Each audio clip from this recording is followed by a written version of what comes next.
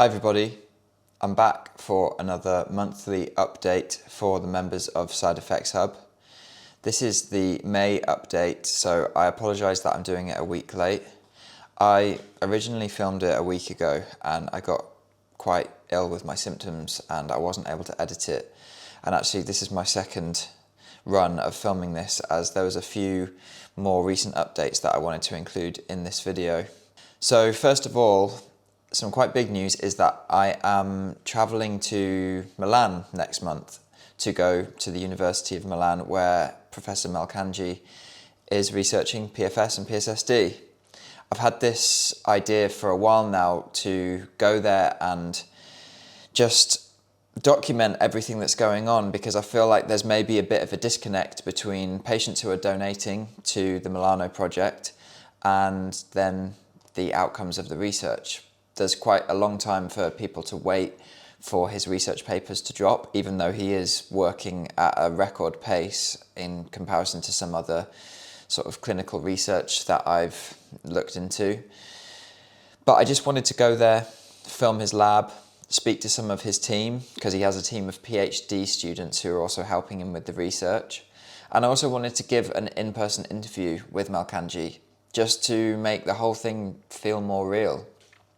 And yeah, I just thought it was the best way that I could do that, because I know that the PSSD network has interviewed him via Zoom or whatever, via Teams, and that's great, it's awesome, but I just really felt like there was a disconnect that needed to be addressed.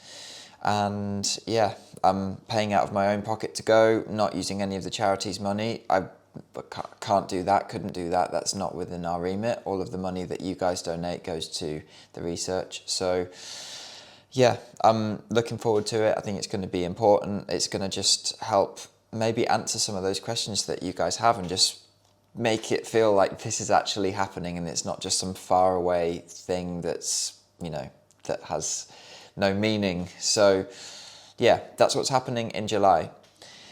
In regards to that, please can you provide me with some questions that you have for Melcangi in the WhatsApp groups or in the comments of this video.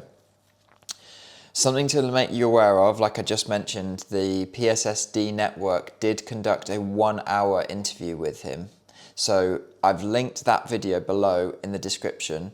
Please go and watch that before you give me your questions. There's no point in me spending all this money, all this time, all this effort to go there, do all the filming and just ask him the same questions which he's already been asked, 2 months ago by the PSSD network. So please watch that video. After you finish watching that video, if there's any unanswered questions that you can think of, then put them in the WhatsApp groups and I'll try and ask him. Another piece of kind of breaking news is that since my Daily Mail article dropped around a week ago, I think, I've been contacted by ITV to appear on Good Morning Britain. Now, as you can imagine, this is the last thing on earth I want to be doing as a PFS patient myself. I don't want to be talking about shrunken genitals and erectile dysfunction and the fact that I'm not a functioning human being anymore. And I was going to turn it down, but almost serendipitously, the Daily Mail also released, the same day that I got offered by ITV to appear, the story on Sam Applegarth and how he hung himself in Dubai after switching from Finasteride to Dutasteride. And I was asking my wife, what she thought about the TV appearance, and she just reminded me about the article that I just showed her 15 minutes prior about Sam and how he's no longer with us, and that I can potentially help dissuade other people from taking 5-alpha reductase inhibiting medications. So I think I'm going to do it. The one stipulation that I've given is that they need to pay for my travel expenses, as I'm already travelling to Milan out of my own pocket. My wife's going to come to film, so it's like the two of us, accommodation, travel, food, everything. So I've asked ITV to at least cover my transport and accommodation. I don't think it's too much to ask, as I live now in Portugal. So if they come back and they're okay to cover it, then I'd really like to do it. That's a lie. I wouldn't really like to do it. I hate to do it, but I'm gonna do it, if that makes sense. I just think opportunities like this don't come round very often, if at all, ever. So if I can be brave and do this, I just really don't want to be the face of this condition or these conditions at all. It's a really big deal, and I feel really anxious about it. I couldn't sleep the last couple of nights due to thinking about it, but yeah, I'm gonna push forwards, I think. So moving on, because of the awareness that we've been doing in 2024 and 2025, the amount of reported ADRs, and ADR stands for adverse drug reactions, have exploded.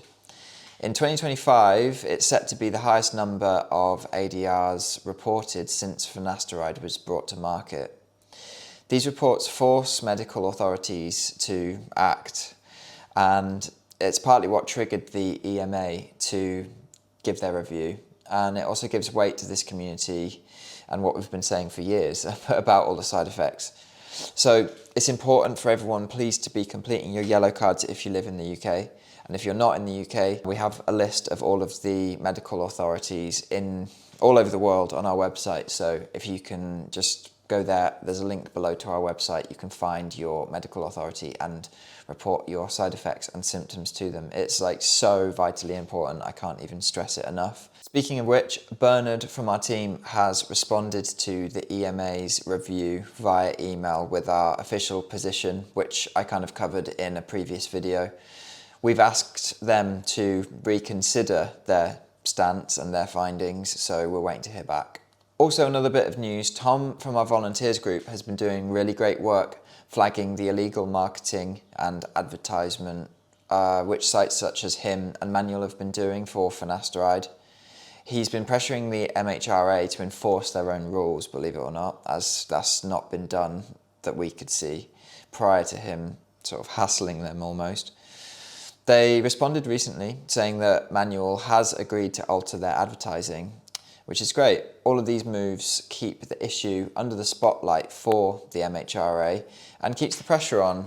You know, it makes these companies know that they have to act accordingly and that we are watching what they're up to. So yeah, this all keeps pressure on the right places, and the side effects team are really grateful to him for doing all of this work.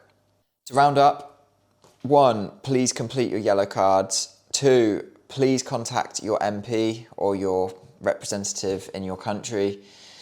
It's super important. And number 3, please donate to the research.